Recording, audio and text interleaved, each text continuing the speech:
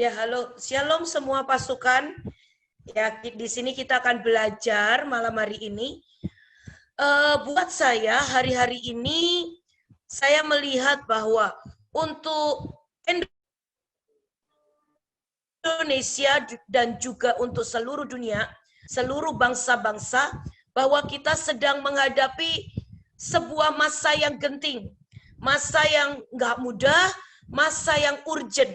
Jadi, kalau boleh dikatakan, ini adalah panggilan untuk wajib militer buat hampir semua orang, hampir semua jemaat, dan setiap anak-anak Tuhan. Kita belajar di sini, kita tahu buat Indonesia saja, kita sudah tahu bahwa itu vaksin sudah sangat di depan mata. Ya, kita tahu sendiri ada begitu banyak orang-orang yang sudah mulai untuk memasukkan vaksin itu dan mulai bahkan mau diberikan gratis, sudah disiapkan sekitar 190.000 kalau nggak salah, 90.000 sekian untuk orang-orang yang kurang mampu katanya. Padahal kita juga sedang bergerak untuk orang-orang yang ada di akar rumput ya. Hari-hari ini kita semuanya sedang membangun pasukan karena ada sebuah alarm untuk kita ini ikut dalam wajib militer. Nah, di sini saya mau belajar ya. Kita mau belajar dulu. Kenapa sih penting sekali untuk sebuah pasukan ya? Kita lihat dari negara-negara. Saya lihat di sini negara-negara yang kuat dan benar-benar istilahnya negara-negara yang tidak tersentuh. Misalnya Amerika. Amerika itu dengan populasi 329.000, saya nggak tahu tepatnya, tapi saya ambil data yang saya usahakan yang terbaru, ya. Mereka punya personel militer itu sampai 2.100.000 sekian, ya. Rusia kita tahu ada penduduknya dan itu dia memiliki 3 juta, bahkan lebih banyak daripada Amerika, ya. Cina, nah ini yang buat saya hebat nih, Cina. Penduduknya itu lebih banyak, ya, udah 1 miliar penduduknya. 1 miliar lebih. Dia cuma punya 2.600.000, 2.700.000 lah ya. Mungkin nggak sebanding, tapi coba bayangin bahwa dia menggunakan anggaran untuk militer itu adalah terbesar di seluruh dunia. Dia menganggarkan untuk militernya itu sekitar sampai 224 miliar US dollar. Ya, dan itu benar-benar dia kerahkan hanya untuk kekuatan militer. Jadi sebuah kekuatan militer satu bangsa itu menentukan sangat banyak. Ya. Di sini kita mau belajar kenapa dari awal Tuhan memanggil kita menjadi pasukan. Sebenarnya kata dari gereja itu diawali dengan eklesia dan artinya itu adalah pasukan Tuhan. Ya, kita baca dari Keluaran 7 ayat yang ketiga dan yang keempat. Di sini dikatakan seperti ini. Tetapi aku akan mengeraskan hati Fir'aun dan aku akan memperbanyak tanda-tanda dan mukjizat-mukjizat yang kubuat di tanah Mesir. Bila mana Fir'aun tidak mendengarkan kamu, maka aku akan mendatangkan tanganku kepada Mesir dan mengeluarkan pasukanku, umatku, orang Israel, dari tanah Mesir dengan hukuman-hukuman yang berat. Seringkali saya berpikir, kenapa Tuhan perlu sampai membuat 10 tulah itu terjadi. Baru dari Fir'aun mengeluarkan. Karena untuk menjadi seorang tentara, Tuhan itu mau bangsa Israel keluar dengan mental seorang pasukan. Bukan mental seorang budak, tapi mental seorang pasukan. Dan ternyata seorang pasukan itu harus terbukti dalam daya juangnya, dalam ketahanannya, dalam hal dia bagaimana dia menerobos, bagaimana dalam hal dia benar-benar untuk dia bisa menjadi kuat karena tujuannya adalah dia harus bisa melindungi yang lain. Ya, oke. Saya minta izin untuk minum sebentar tadi. Oke, terima kasih. Oke, saya belajar untuk menjadi pasukan Tuhan. Awal saya beberapa orang itu minta saya untuk mengajar peperangan rohani. Ya, beberapa berkata seperti ini, Bu Nita, kenapa bisa nggak ngajar peperangan rohani supaya kita mau belajar untuk menjadi kuat? Saya bilang begini, awalnya saya bukan orang yang kuat.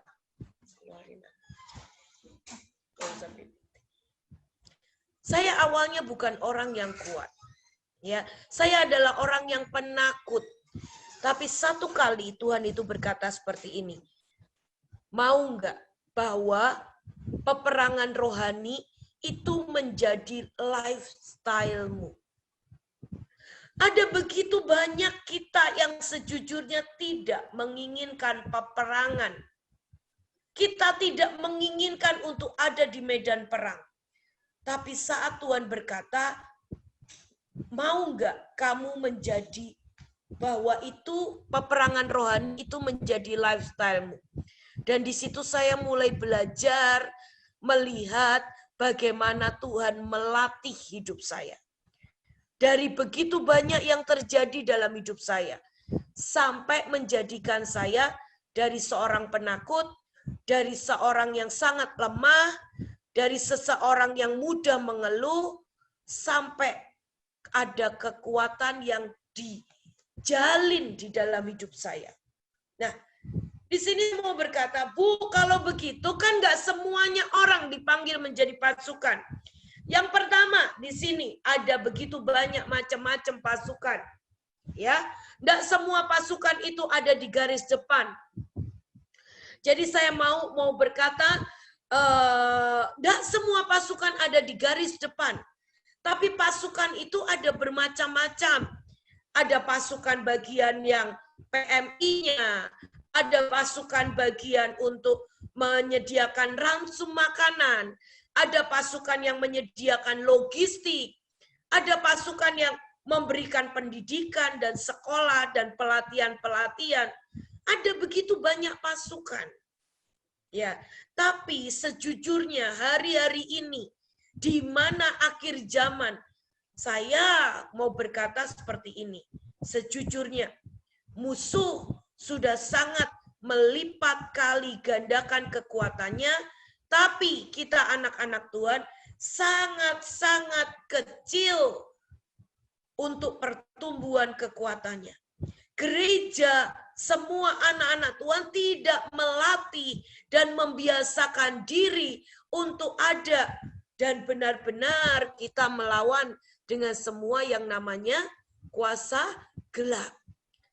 Setiap kali saya melihat kalau kita ini belajar mengikuti Tuhan, ya kita melatih dan berlatih, itu ada sebuah kekuatan dari kita itu yang ditambahkan.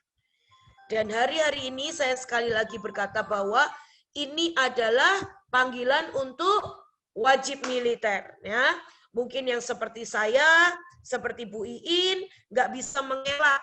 Itu sudah panggilan, itu sudah destiny. Tapi yang namanya wajib militer, itu bisa setahun, itu bisa 2 tahun, tapi ini adalah panggilan dari kerajaan Tuhan untuk kita wajib militer. Oke, yang pertama, Tuhan panggil kita untuk menjadi pasukan. Yang kedua, hari-hari ini, hari adalah semakin jahat. Kekuatan musuh semakin jahat. Ada begitu banyak yang mengerikan sekali. Ya, saya membaca beberapa berita kemarin, ya ada gadis perempuan itu disekap di dalam Grab dan segala sesuatunya. Dan itu ada semakin yang namanya kondisi bangsa yang makin jahat. Kita baca dari Yehezkiel 22 ayat 29 sampai 31. Dikatakan seperti ini. Penduduk negeri melakukan pemerasan perampasan, menindas orang sengsara dan miskin, dan mereka melakukan pemerasan terhadap orang asing bertentangan dengan hukum. Aku mencari di tengah-tengah mereka seorang yang hendak mendirikan tembok atau mempertahankan negeri itu di hadapanku, supaya jangan kumusnahkan, tetapi aku tidak menemuinya. Kenapa Tuhan harus mencari orang-orang? Yang pertama, bukan Tuhan itu mencari orang-orang untuk bangun tembok dulu. Tapi pertama kali yang Tuhan lihat adalah satu, di mana kebenaran itu tidak ditegakkan atas satu bangsa. Ada begitu banyak yang jahat, penipuan demi penipuan. Ya, saya ini tinggal di Jakarta. Dan ada begitu banyak cerita di balik semua di Jakarta. Jakarta mulai dari apapun juga keputusan didasarkan pada uang. Mulai dari bisnis, mulai dari politik, mulai dari keputusan apapun juga, organisasi, dan ada begitu banyak yang lain, itu dasarnya adalah uang. Dan ada banyak hal yang karena uang itu membuat hukum tidak bisa dinyatakan. Hukum itu bertentangan dengan hukum. Dan terutama di sini adalah hukum kebenaran. Hukum firman Tuhan. Dan itulah yang Tuhan mau. Kenapa kita harus jadi pasukan dan berperang? Karena sebelum Yesus datang, Tuhan mau menegakkan hukum-hukumnya. Tuhan mau menegakkan ketetapannya atas bumi ini. Ya, oke, next. Saya ini mau berkata ya, kalau saya melihat ini sebetulnya sejalan dengan ketentaraan yang ada secara physically, secara pasukan physically.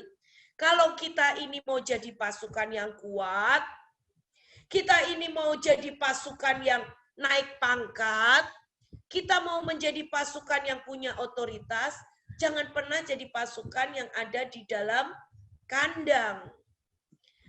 Tapi setiap kali kalau kita lihat, saya pernah ketemu waktu itu ya di Western Sahara.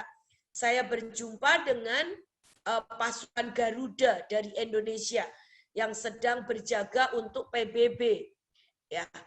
Setiap kali mereka diutus, medannya makin berat, medannya makin susah. Setiap kali mereka pulang, mereka selalu dianugerahi dengan kenaikan pangkat. Mereka selalu bertambah kuat. Mereka selalu diperlengkapi lebih hebat dan makin hebat. Ya, bahkan di sini dikatakan Yakub sebelum dia memiliki pasukan, dia nggak pernah berani kembali ke rumah bapaknya.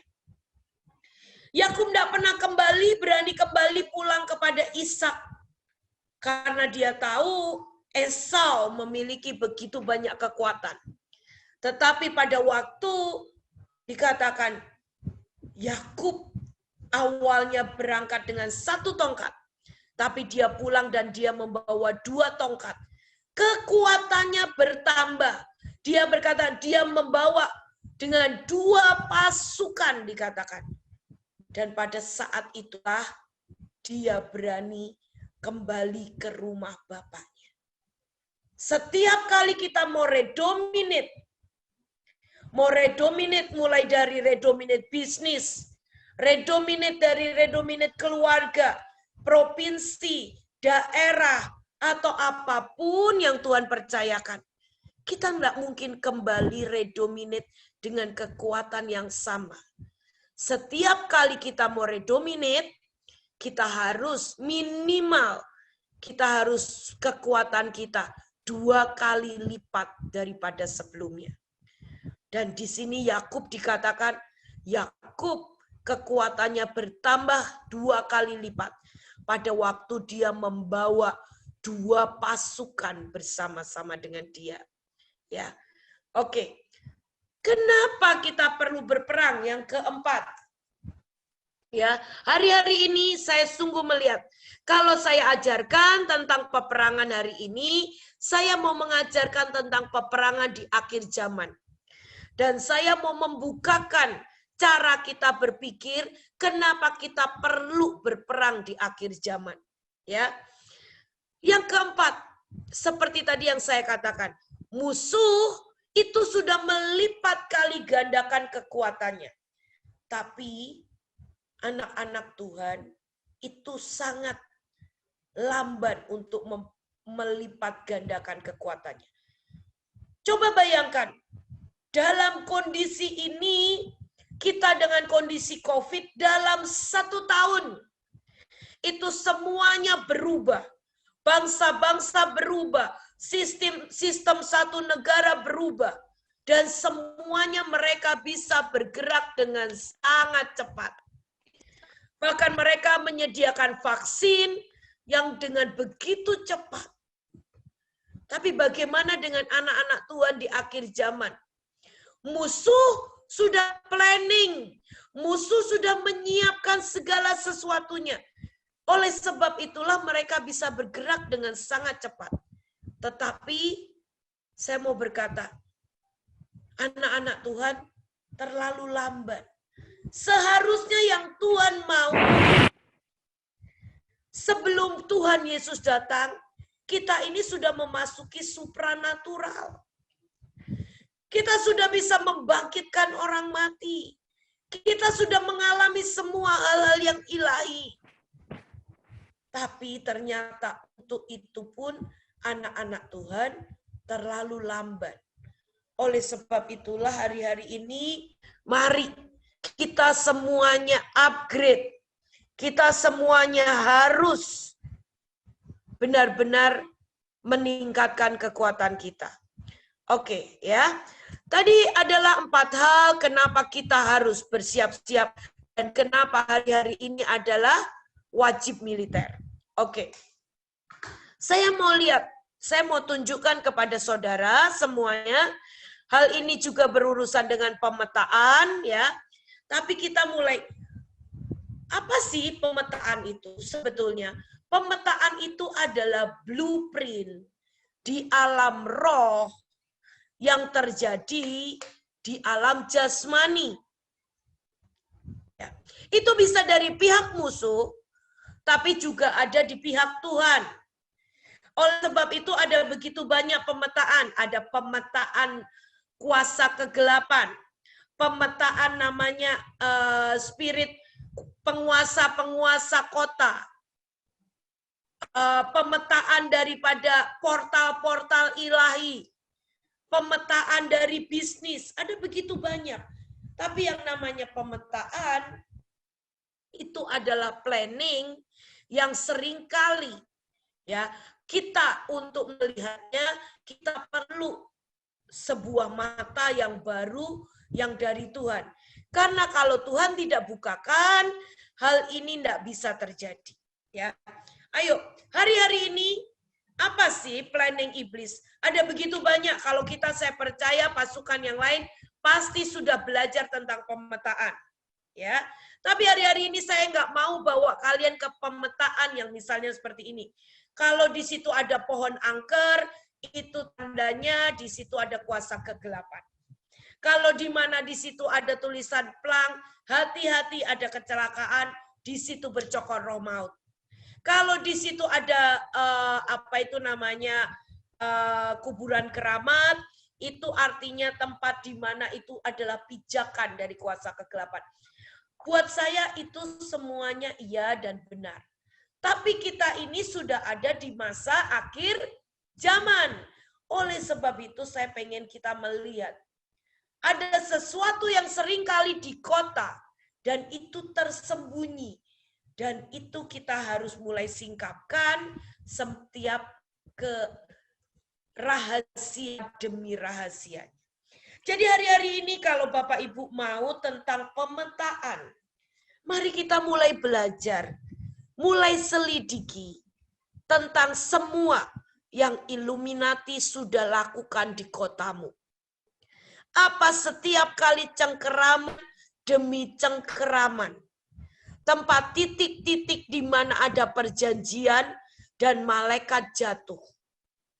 Dan itulah yang harus kita mulai perhatikan dan kita harus mulai perangi. Karena peperangan kita nggak cuma lagi yang biasa-biasa. Peperangan kita nggak lagi bilang, di situ di rumah saya dekat narkoba, ya di situ sering terjadi perampokan. Oke, hal itu harus kita perangi.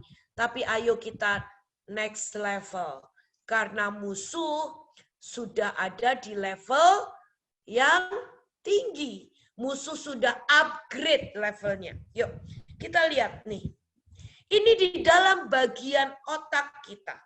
Ini adanya di kota Jakarta. Ini saya ambil contoh, ya. Ini sesuatu yang tersembunyi, tapi kita harus bisa dengan bantuan Roh Kudus untuk mulai menyingkapkan ini.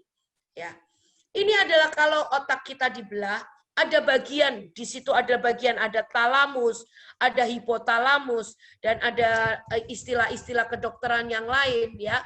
Ada yang namanya batang otak dan segala sesuatunya. Saya bukan sedang membahas ke arah seperti itu, tapi coba kita lihat. Ternyata otak yang menyimpan memori, otak yang penting, otak yang menyimpan data, ya, itu bentuknya seperti apa? Seperti mata Ra, dewa Ra, dewanya Mesir. Pada waktu saya pelajari ini, ternyata di Kejadian katakan seperti ini. Pada waktu manusia makan dari buah itu, maka matanya terbuka. Ayin, dan ini benar-benar otak ini bentuknya menjadi seperti mata, ayin, di mana sebetulnya kita bisa menerobos apa yang Tuhan mau kita lihat. Tapi dikatakan di situ di Kejadian 5 dikatakan, pada waktu engkau memakan buah itu maka matamu akan terbuka. Dan engkau akan mulai bisa mengetahui, membedakan mana yang baik dan yang jahat. Dan di situ ditulis yang baik itu adalah Tov. Dan yang jahat itu adalah Ra. Ya, jadi saya tidak sedang membahas tentang fungsi otak. Tapi coba ada yang jahat yang disimpan. Jakarta bagaimanapun juga adalah fungsinya adalah otak buat Indonesia. Tempat di mana semua keputusan, tempat di mana semua ya kebijaksanaan strategi itu diputuskan di Jakarta. Jadi Jakarta secara Indonesia fungsinya otak. Dan ini yang terjadi, ini yang kita lihat yang ada garis merahnya itu adalah di daerah Kuningan. Dan di dalamnya adalah apa? Itu ada bangunan yang namanya Capitol World Building. Ya, dari namanya saja kita tahu siapakah secara spirit penguasa yang iblis sedang mau tanamkan. Dan ini harus kita mulai pelajari. Jadi jangan pelajarin lagi cuman yang biasa-biasa. Tapi mulai kita minta Roh Kudus tuntun dimanapun juga, ya, di Eropa, di Belanda, di Amerika, mulai katakan Tuhan buat mataku terbuka. Di mana antikris dia akan menyatakan diri dan itu akan punya yang namanya pijakan demi pijakan. Minimal kalau kita mengerjakan, minimal kalau kita bisa memerangi dan merusak setiap sistemnya. Itu saya percaya kekuatan musuh akan tertahan. Oke, ya. Ini yang iblis tanam, ya. Jadi kenapa kita perlu berperang? Ternyata iblis menanam portalnya, iblis menanam kekuatannya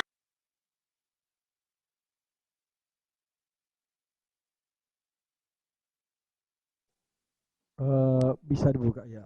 Speakernya bisa dibuka, Bu. Sudah, Pak. Udah, Pak. Lanjut. Sudah terdengar? Sudah, sudah. Oke. Nah, dari sinilah kita harus melihat kota kita, ya. Oke. Yang kedua, Baphomet. Saya mau bawa Bapak Ibu melihat sebuah pemetaan yang next level, bukan pemetaan yang biasa-biasa cari makam keramat dan segala sesuatunya. Oke, kita lihat apa yang ditanam atas di Jakarta. Itu tempat ini adalah di daerah Gedung Bappenas. Dan kita tahu itu dari sejak awal. Mereka itu adalah tempat yang difungsikan dari pihak Illuminati yang pada waktu itu menggunakan nama dengan Freemason. Dan itu benar-benar bentuknya, pemetaannya. Itu yang ada di otaknya, itu adalah Gedung Bappenas. Ya, itu ada yang namanya Masjid Sunda Kelapa. Dan itu ujung-ujungnya itu tanduknya, itu adalah di daerah Menteng. Ada kedutaan juga di daerah situ. Dan kita lihat bagaimana iblis menanam itu.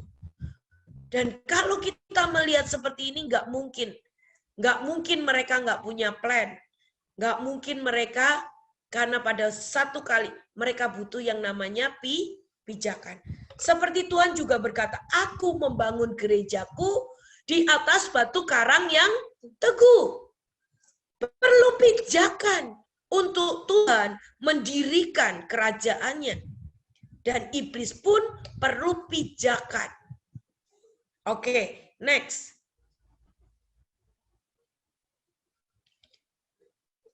Kita tahu ya, ini adalah bundaran HI.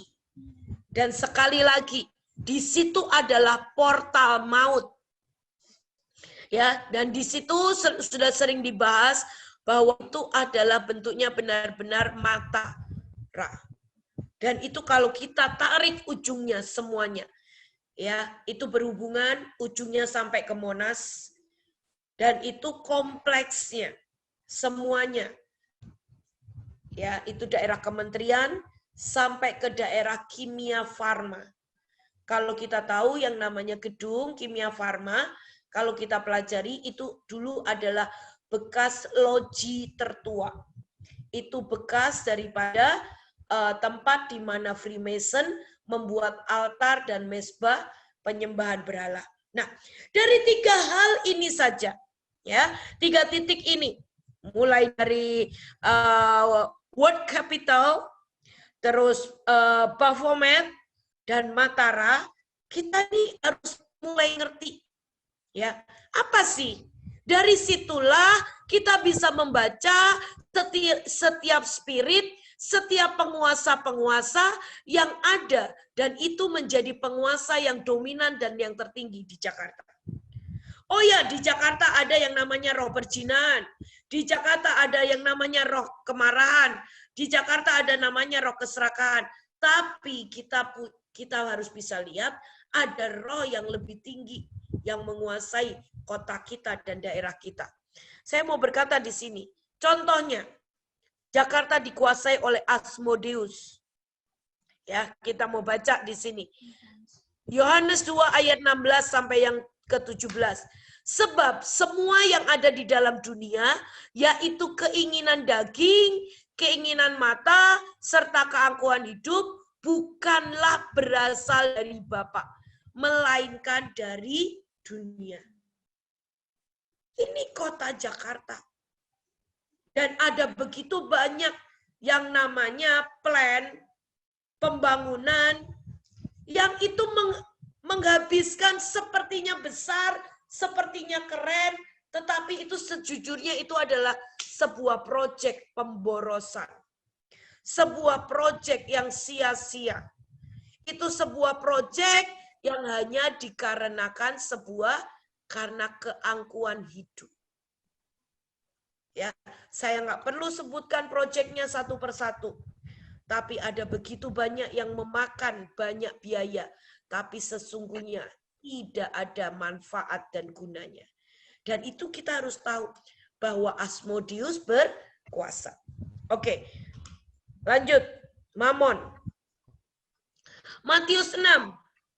Ya, Matius 6 ayat yang ke-24. Atau saya ambil di sini yang 1 Timotius.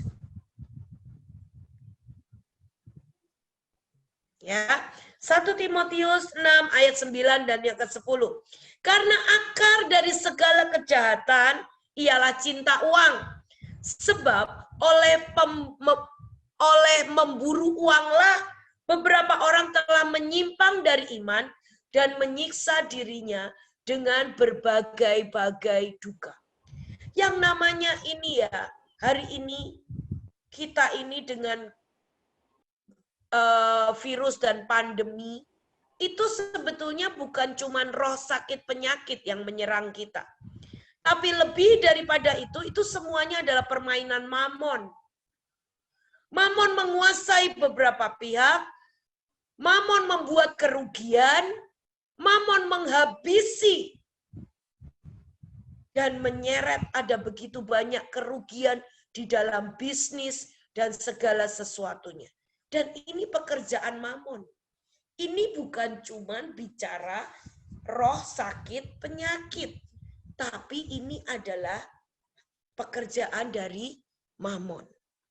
Ya, oke, yang terakhir nih, saya kasih 3 yang besar yang ada di kota, yang ada di Jakarta, karena saya juga memegang Jakarta.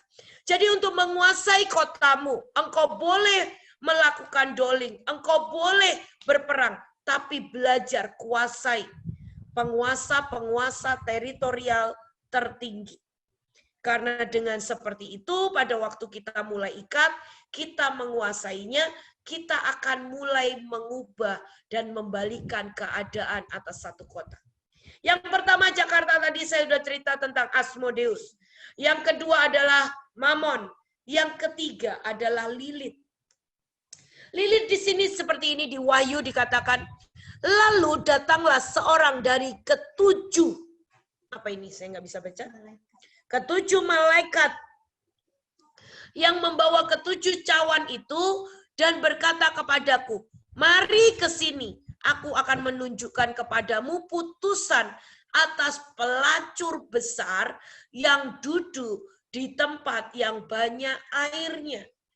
Yang namanya pelacur besar di tempat yang banyak airnya, itu bukan cuma perzinahan. Di Jakarta orang bahkan hari-hari ini, maaf, orang bisa melacur dengan sepeda. Orang bisa melacur dengan tas-tas mahal.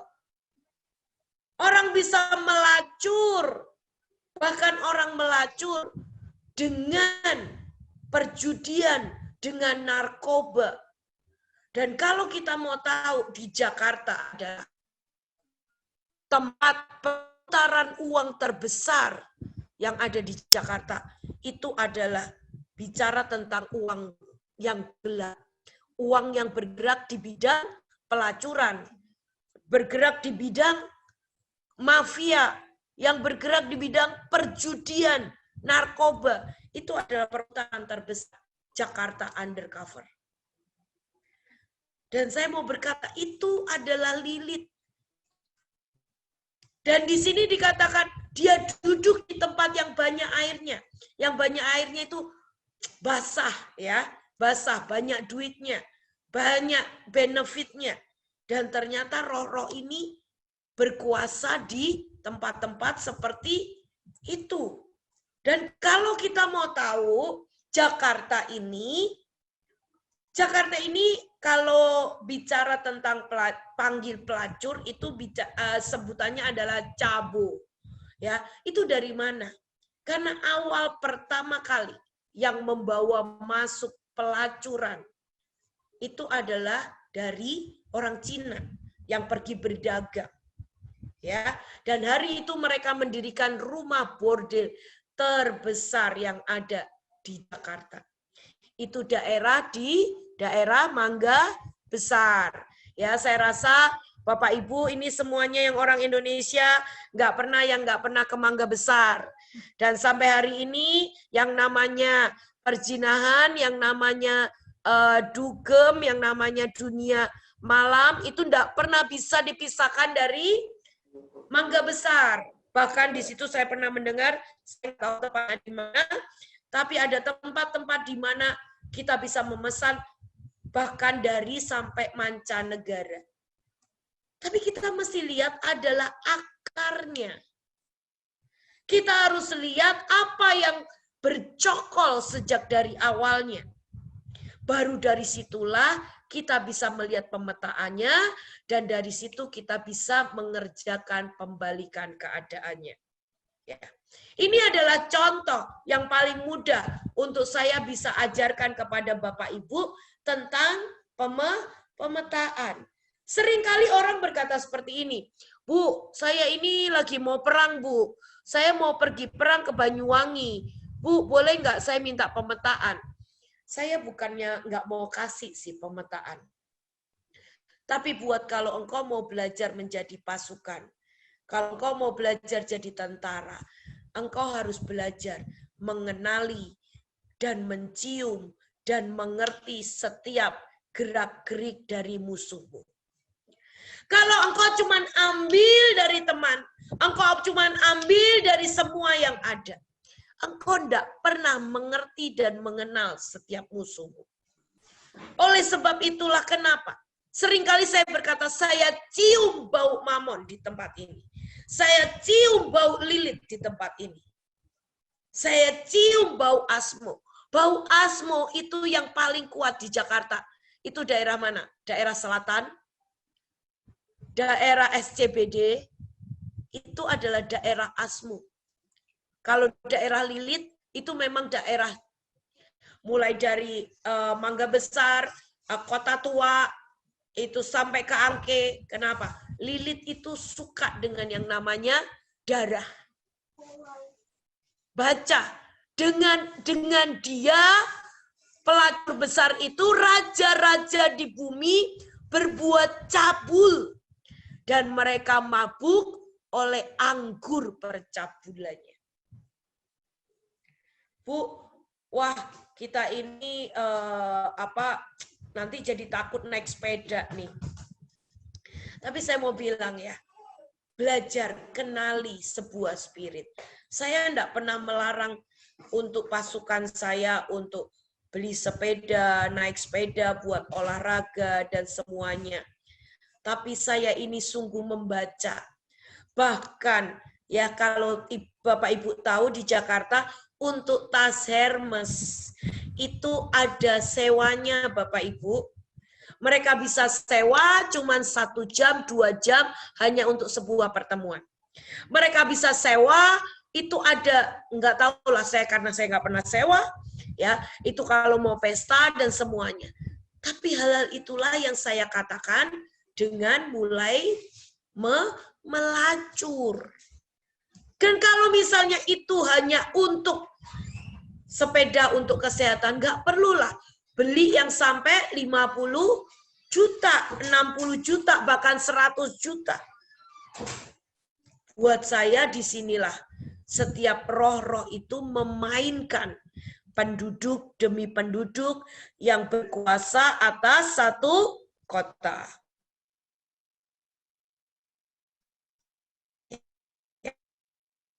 Oke, cinta ini sampai di halaman 25. Ya, oke. Ya, kita di sini. Nah, seringkali orang mulai berdebat. Aduh, Bu, kenapa sih ya hari-hari ini nggak boleh yang namanya pakai gambar di baju jelek, nggak boleh begini, nggak boleh beli oleh-oleh, nggak boleh beli apa. Saya mau bicara, saya di dalam Tuhan itu nggak pernah ada kata yes or no atau boleh atau tidak boleh. Di dalam peperangan itu kita belajar dengan yang namanya pengenalan akan Tuhan. Ya. Yuk kita mau baca dari Pengkhotbah 3 ayat yang pertama. Segala sesuatu itu ada masanya. Untuk apapun di bawah langit ada waktunya. Nah, jadi seperti tadi saya katakan, Bu, kita mau cari pemetaan dari roh nenek moyang, kita pemetaan mulai dari keramat, makam keramat, nggak ada yang salah. Saya pun mengawali dari hal-hal seperti itu. Cuman saya tadi mengajarkan, saya percaya kalian ini pasukan yang sudah pernah belajar tentang pemetaan, belajar tentang spiritual mapping, spiritual warfare. Tapi di sini saya mau ya, kita nggak bisa lagi saling menghakimi. Kenapa? Segala sesuatu kalau yang awal saja nggak disingkapkan, kalau yang dari awal itu misalnya tempat keramat, tempat-tempat yang angker, apapun juga dari sejarah semua yang punya perjanjian, itu tidak dikerjakan dari awalnya, kita nggak akan sampai kepada tempat level-level yang lebih tinggi. Makanya ayo jangan tertinggal. Tapi kita juga jangan saling menghakimi. Kita harus bisa melihat dari the big picture. Kita harus bisa lihat dari gambaran yang menyeluruh. Kita tidak bisa cuma lihat dari satu sisi. Ya, oleh sebab itulah di dalam peperangan tidak ada. Bu, kalau seperti ini, apakah saya harus berputar berapa kali? Semuanya itu adalah by tuntunan dari Roh Kudus. Itu berdasarkan dari pengenalan demi pengenalanmu akan Tuhan. Ya, makin kamu banyak berlatih, makin kamu memasukinya, kamu akan makin cepat dan mahir menggunakan setiap senjata. Oke. Saya minta ambil ke peta. Nah, ini semuanya sudah tahu tentang peta akhir zaman. Ya, di sini adalah sudah dikatakan bahwa itu akan terjadi yang namanya antara periode yang kedua dan yang ketiga, itu adalah yang namanya second coming. Ya, dan disitulah tempat kita percaya bahwa kita akan diangkat oleh Tuhan. Tapi hari-hari ini kalau saya mau katakan, kenapa seperti tadi saya dari awal sudah saya singgung bahwa hari-hari ini roh jahat itu melipat gandakan kekuatannya. Untuk apa?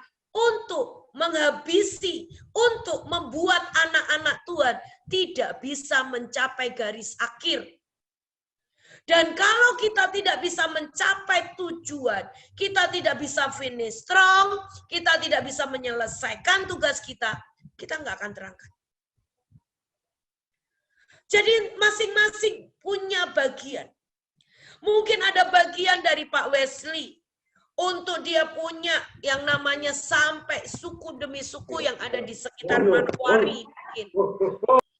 Itu harus dimenangkan.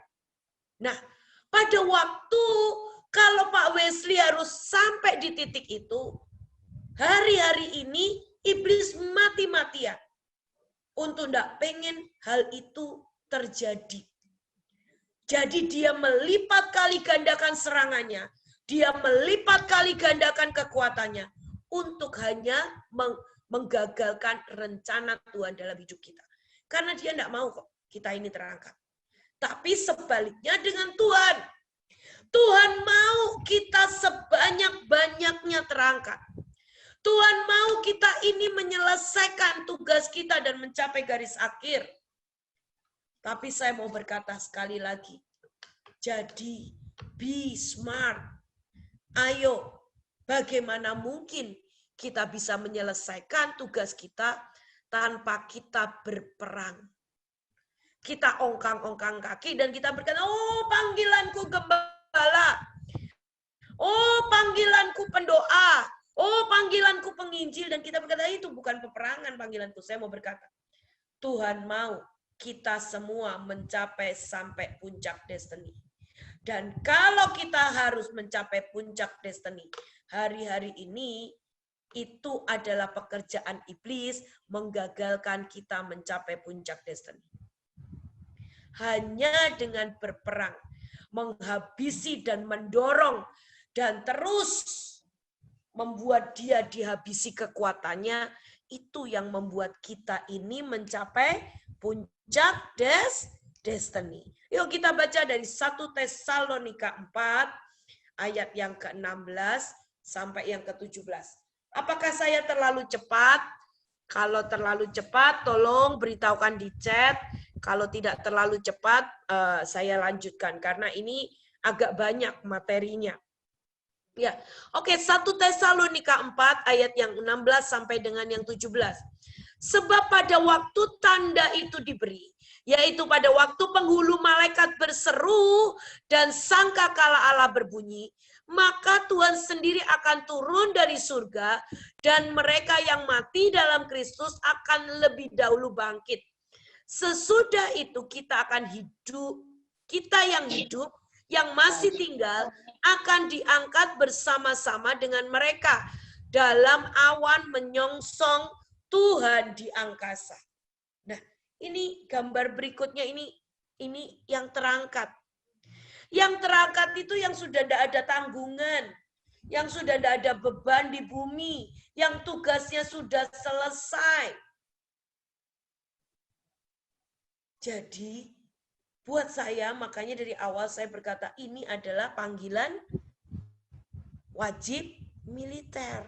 Ya, oke. Buat rapture, syaratnya kita harus selesaikan destiny kita. Dan kalau kita mau selesai destiny kita, kita harus menghabisi setiap musuh kita. Amin?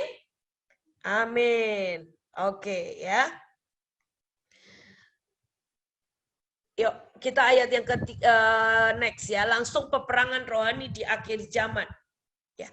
Apa sih kira-kira? Tadi saya ajarkan tentang bagaimana kita mulai melakukan pemetaan yang lebih lagi. Ya, kita mulai pelajari tentang semua Freemason, semuanya Illuminati, titik-titiknya, semuanya titik-titik antikris, dan itu adalah untuk kita mulai menyelidiki pijakan yang next level. Oke, musuh yang ada yang berhadapan dengan kita next level. Yuk, kita mau lihat ya. Kita udah lihat dari Wahyu 6 ayat yang kedua. Ya. Dan aku melihat sesungguhnya ada seekor kuda putih. Dan orang yang menungganginya memegang sebuah panah dan kepadanya dikaruniakan sebuah mahkota. Lalu ia maju sebagai pemenang untuk merebut kemenangan. Disinilah kalau kita baca semuanya yang di Wahyu, musuh kita di akhir zaman itu adalah kuda bentuknya. Kuda yang warnanya merah, hijau, putih, dan hitam. Dan itu masing-masing ada penunggangnya. Yang namanya kuda, kenapa mereka bisa berlari begitu cepat? Karena kendaraan yang mereka pakai itu adalah kuda. Kuda putih ini penunggangnya adalah roh penyesat. Kalau kuda hitam yang dia kuasain, ya, kuda merah, di sini penunggangnya adalah semua yang bisa membunuh, yang mengambil, yang punya kuasa untuk mengambil damai sejahtera. Jadi masing-masing kuda itu memiliki penunggang. Ya. Oke, Wahyu 6 ayat 5. Di sini ada yang dikatakan tentang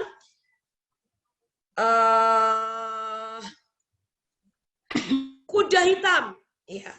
Oke, dia memegang timbangan. Ingat firman Tuhan yang dikatakan satu cupak gandum harganya semua, dan timbangan itu adalah lambang dari masa kekeringan, masa kondisi yang benar-benar Hari-hari ini nggak cuman seperti yang kita sudah sering bahas, bahwa nggak cuman COVID yang mengancam, tetapi seperti kelaparan, kekeringan, sebuah ekonomi yang sedang mau dihancurkan. Dan inilah musuh. Beberapa orang, beberapa anak Tuhan bertanya sama saya, Kak, apa sih maksudnya? Ya, saya ke NTT di sini, saya ajarin mereka untuk baca deklarasi, saya ajarin untuk mereka berperang, dan mereka melihat kami berperang, berkata, dalam nama Yesus, kami habisi kuda putih, kuda hitam, kuda hijau, kuda merah. Dan mereka bilang, kenapa kuda mesti diperangin? Dan ternyata kuda inilah yang menjadi kendaraan. Ya, kuda ini adalah kendaraannya buat 4 roh yang akan dilepas di akhir zaman, yaitu penyesatan, yaitu kelaparan, kekeringan, yang itu namanya maut, kemarahan, dan sakit, penyakit.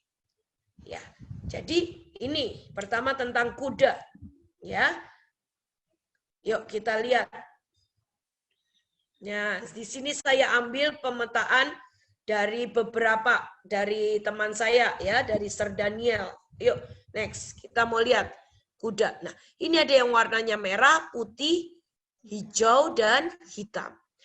Dan dikumpulkan bahwa negara-negara yang memiliki bendera dengan warna-warna seperti itu adalah negara-negara seperti yang tertera.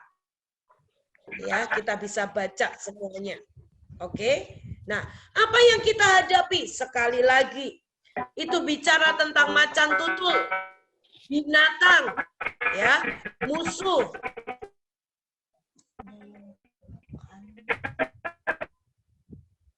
Ya, oke. Yang pertama tadi kuda, yang kedua adalah binatang. Binatang apa yang kita hadapi di akhir zaman?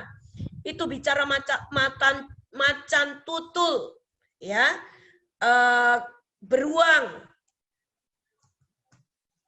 singa, ya. Dan itu macan tutul itu bicara tentang apa? Tentang kelicikan. Yang namanya beruang itu apa? Itu pembunuh, roh pembunuh berdarah dingin. Roh yang mencabik-cabik.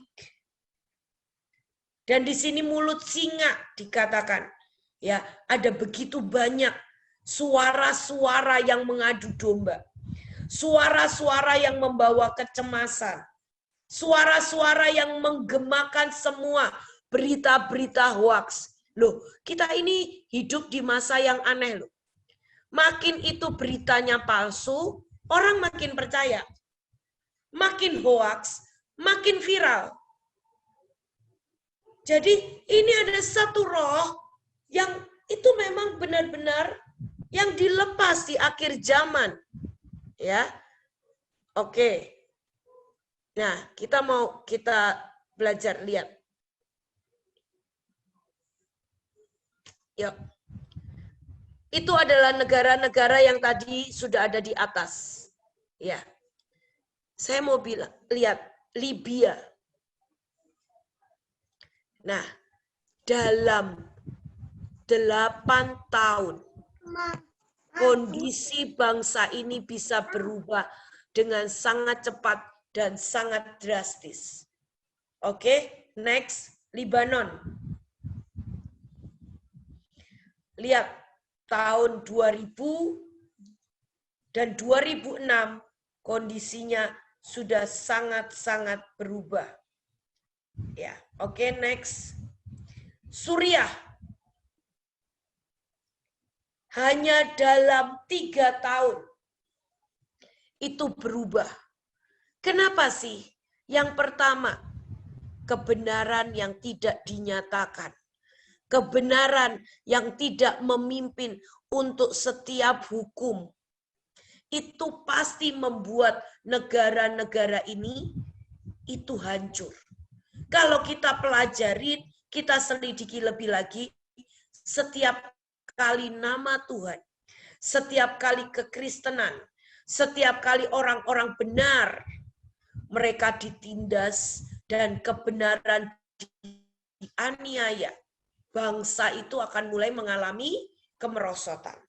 Dan hari-hari ini yang namanya kebenaran itu sangat diputar-balikan. Dan orang-orang dibuat ketakutan. Bayangin ya, bangsa Indonesia kita hari ini, itu nggak berani ibadah. Itu nggak berani sekolah. Bahkan itu melakukan bisnis semuanya serba terbatas dan sangat terbatas. Dan kita sedang mengalami yang namanya penurunan demi penurunan. Bayangin, kalau bisnis seperti ini, gereja tidak bangkit, gereja tidak berdoa, karena yang bisa menyelamatkan, yang bisa membawa perubahan, hanya pada waktu kita berdoa, pada waktu kita berperang, pada waktu kita berdiri atas kota demi kota, atas bangsa demi bangsa. Ya, boleh next.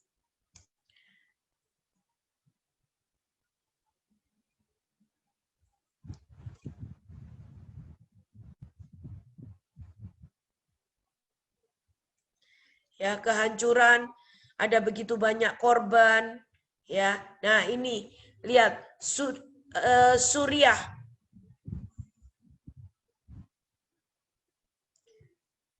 Suriah tahun 2008 dan 2013 berbeda sekali. Ya, di mana sebetulnya masih semua kendaraan dan semuanya. Ya, kita lihat peta Suriah. Dan bahkan dari kota ini, dari negara ini mulai mengungsi. Mulai pergi ke Egypt, pergi ke Lebanon, pergi ke Irak, ke Jordania. Mereka melarikan diri ke Turki. Dan ini dalam cuma jangka waktu 3 tahun. Ya, oke. Hari-hari ini yang kita hadapi, ya, yang pertama tadi saya katakan apa? Yang pertama tadi adalah kuda yang dikatakan seperti itu. Yang kedua, binatang yang kita hadapi, ya, di Wahyu dikatakan ada macan tutul, ada beruang, ada penyiksaan, ada singa, ada suara-suara yang dihembuskan dan itu menjadi teror. Dan kita tahu semuanya itu sedang ditujukan bangsa demi bangsa.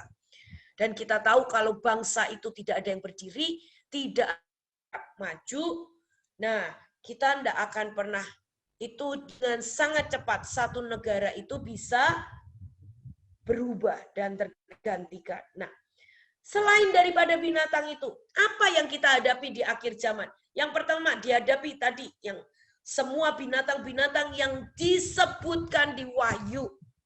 Yang kedua yang kita hadapi di akhir zaman adalah bencana. Ya, kita lihat di sini.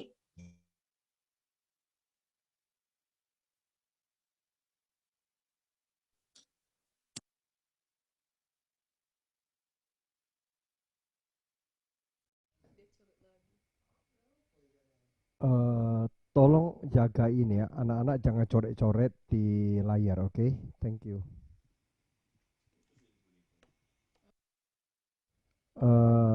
Bu Nita lagi putus. Tes. Bu Nita lagi putus. Ya, Kembali Bu Nita ya. ini wifi-mu mati.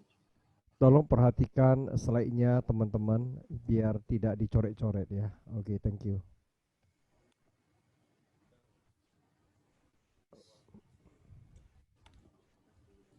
Nih, keluarin dulu aja nih. Sebentar, sabar sebentar. Bu Nita lagi sambung kembali ini. Karena sinar di NTT. Bentar ya. Tuhan tolong ya NTT ya. Oke. Lanjut Bu Nita. Sebentar, mohon maaf. Sinyalnya.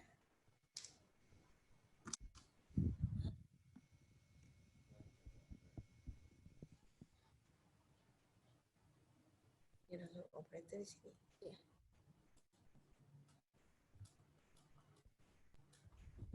Ya, sekali lagi ini yang gambarnya untuk Ring of Fire. Ya. Lihat itu Indonesia ada di dalamnya, bukan cuma dikelilingin.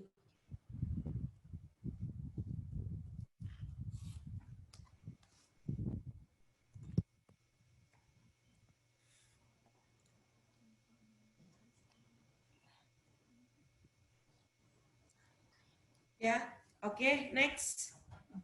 Lihat pergerakan lempengan demi lempengan. Itu di Jakarta itu ada yang namanya sesar yang melewati Jakarta. Dan semua yang ada di Jakarta tahu itu ada yang namanya pipa-pipa gas. Jadi hari-hari ini dengan usia dan semuanya, kalau kita yang tinggal di Jakarta, kita tidak menahan itu. Kalau itu bergerak sedikit saja, maka pipa-pipa itu yang sudah dibangun dari sejak zaman VOC, sejak zaman Belanda,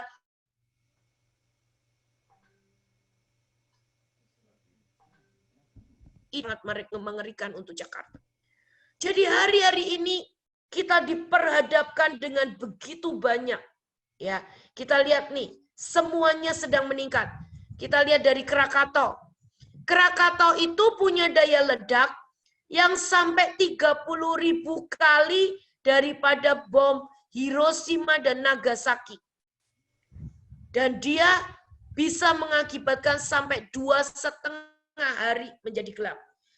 Itu pada waktu di tahun 1883. Tapi apa yang terjadi dengan semuanya Ring of Fire? Yang terjadi dengan yang namanya lempengan demi lempengan pergerakannya. Ada satu gunung yang ada di dalam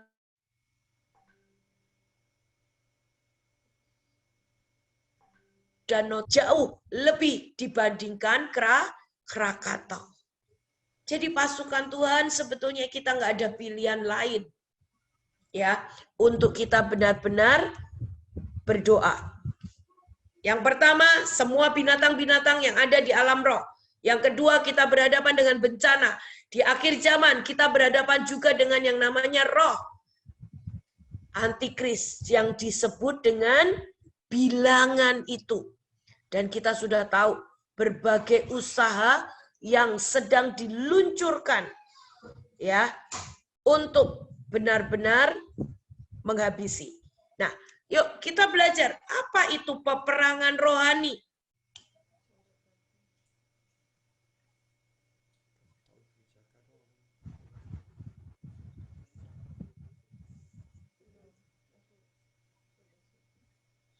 Peperangan rohani. Peperangan rohani itu kita mulai dengan, harus kita mulai dengan mengintai.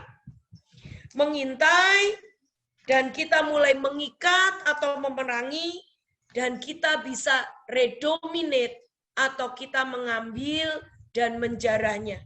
Tolong dong Ajeng. Ya. Itulah yang harus kita kerjakan.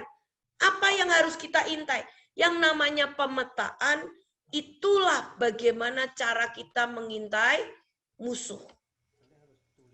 Kita berdoa, melihat, mengerti strategi, itu adalah cara kita mengintai. Dalam mengintai, di situ adalah kita belajar melihat pemetaannya.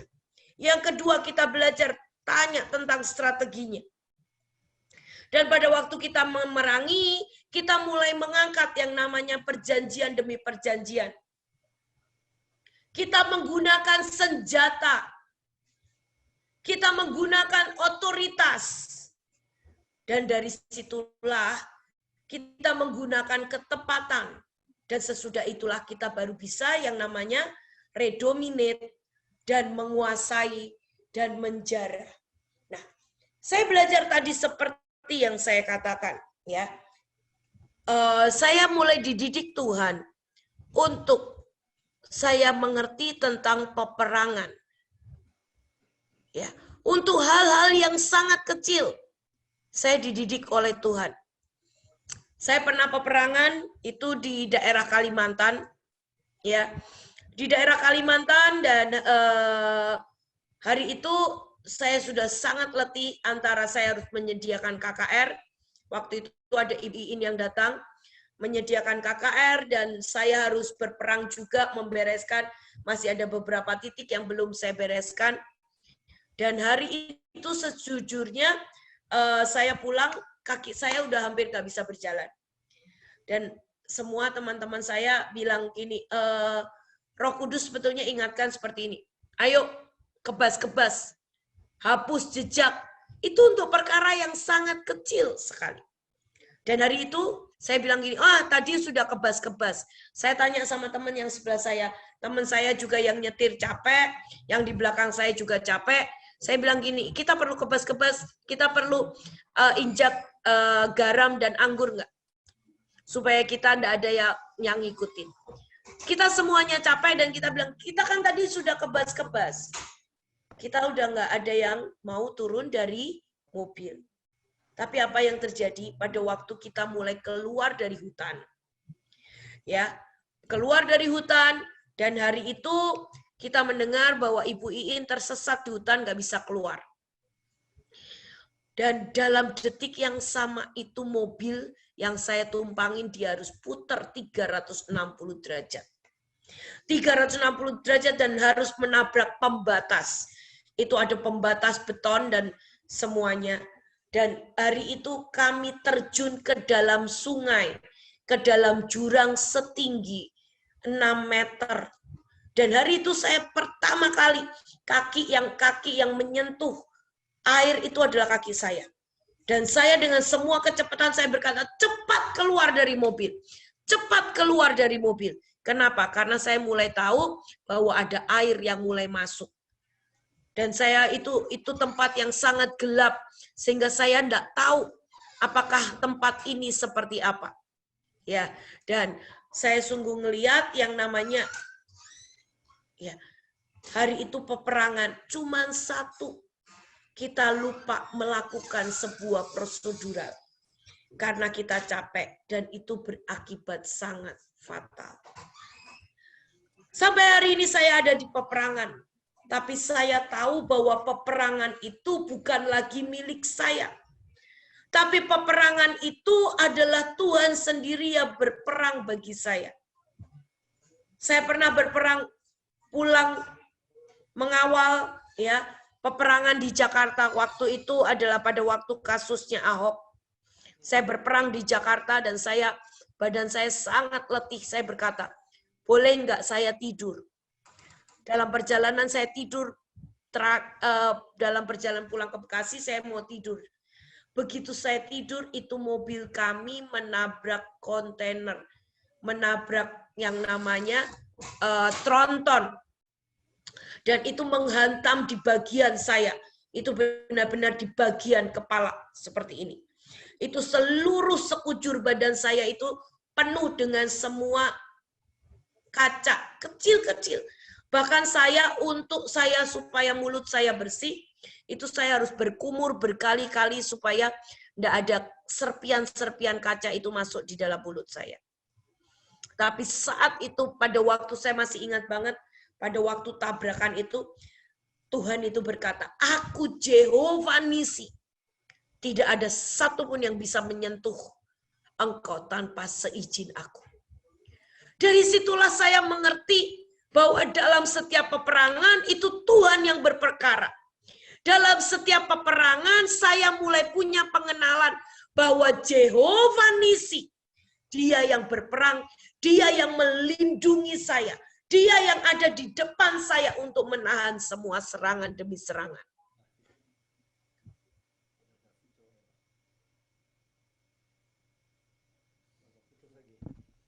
Dan itulah saya mau berkata, kita ini nggak bisa, orang ada begitu banyak mau belajar tentang peperangan.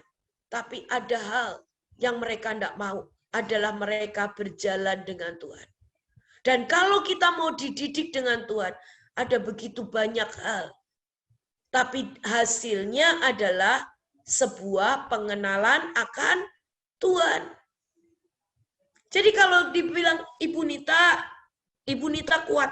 Oh, Jangan salah, saya ini adalah hasil didikan daripada Tuhan. Saya ini adalah hasil dari tempaan Tuhan. Oke, kita mau ambil ke halaman 67. Ya, ini adalah contoh-contoh pemetaan. Nah, tapi di sini kemarin ada beberapa yang menanyakan tentang struktur dari alam roh. Ya, di sini dikatakan adalah Efesus 6 ayat 12. Karena perjuangan kita bukanlah melawan darah dan daging, tetapi melawan pemerintah-pemerintah, penguasa-penguasa, penghulu-penghulu di dunia yang gelap ini. Roh-roh jahat di udara. Ya, oke. Nah, mereka itu punya yang namanya struktural. Kalau kita mau tahu, di dalam Indonesia pun ada yang namanya pemerintahan secara struktural. Mulai dari Presiden Jokowi, Wakil Presiden, sesudah itu ada kabinet, sesudah itu ke bawah semuanya, gubernur dan semuanya. Oke. Ya, dan itulah ada yang namanya struktural. Di dalam kita pun kepangkatan dan semuanya kita ada strukturalnya. Tapi di dalam kerajaan kegelapan itu pun ada struktural. Yang tertinggi, yang terjelek, ya, itu ada diduduki oleh si Lucy. Ya, sesudah itu adalah malaikat tinggi. Malaikat-malaikat tingkat tinggi dikatakan di sini. Ya, itu apa sih? Itu adalah pada waktu dia menjadi penghulu di surga, dia menjadi malaikat penyembah. Dan pada waktu dia dibuang, dia membawa daripada malaikat-malaikat yang lain. Ya, dan di sini itu adalah golongan dari malaikat-malaikat yang punya tingkat yang tinggi. Nah, oke. Di bawah Lucy itu sendiri sebetulnya itu ada 3 roh yang tertinggi. Yaitu keinginan mata, keangkuhan hidup, dan keinginan daging. Maka ini semua ini ibu-ibu semuanya yang masih suka ya ngambek kalau nggak dibeliin tas, ngambek kalau nggak dibeliin cincin berlian. Lihat, yang sedang menghembusi kita ini siapa? Karena di sini adalah keinginan mata, keangkuhan hidup, dan keinginan daging. Sesudah itu baru ada di bawahnya lagi.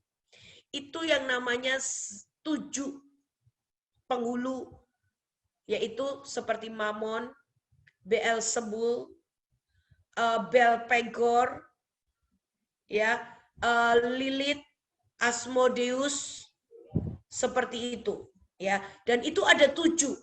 Nah, sesudah itu ada malaikat-malaikat lagi yang di bawahnya. Nah, biasanya di dalam satu negara, misal nih saya mau berkata, di Indonesia sendiri ada 3. Yang pertama penghulu tertinggi itu menguasai dengan yang namanya Indonesia itu ada Indonesia bagian timur, Indonesia bagian barat, dan Indonesia bagian tengah. Ya, Indonesia bagian timur itu malaikatnya banyak menghembuskan dengan yang namanya kebodohan, kemiskinan, kebebalan seperti itu.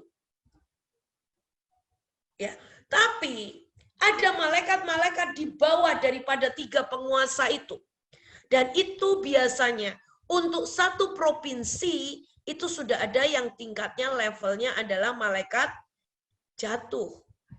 Ya, misalnya di 34 provinsi itu hari-hari ini pada waktu kami pemetaan kami mendapati sudah ada titik-titik malaikat jatuhnya.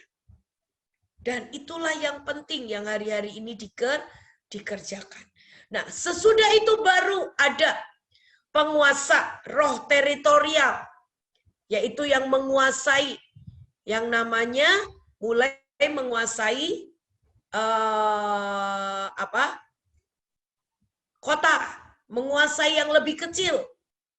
Di sini saya mau ajak ya, kita lihat di ayat.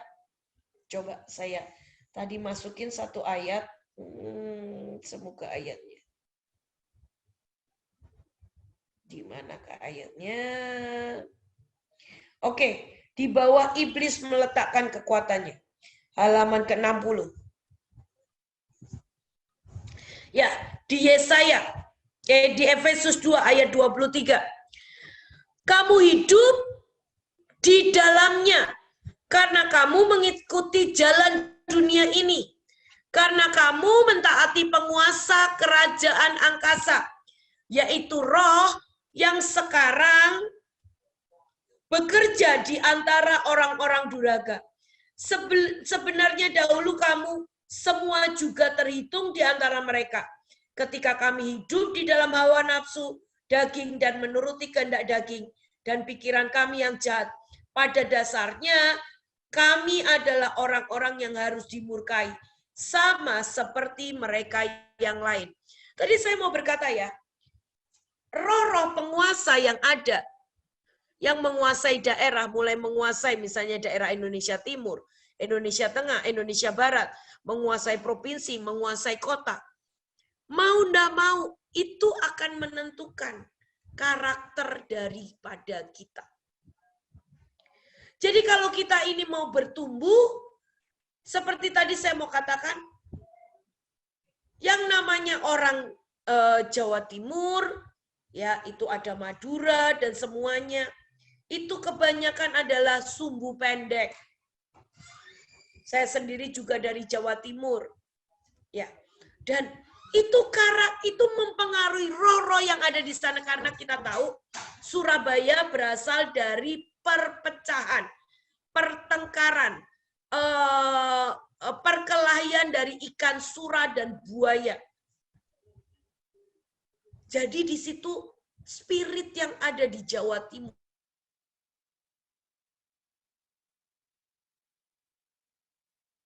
itu timur. Mereka adalah orang-orang yang sebagian besar adalah sumbu pendek, ya.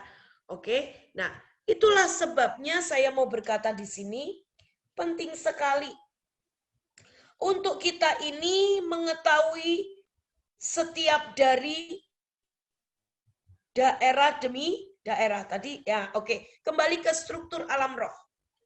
Nah,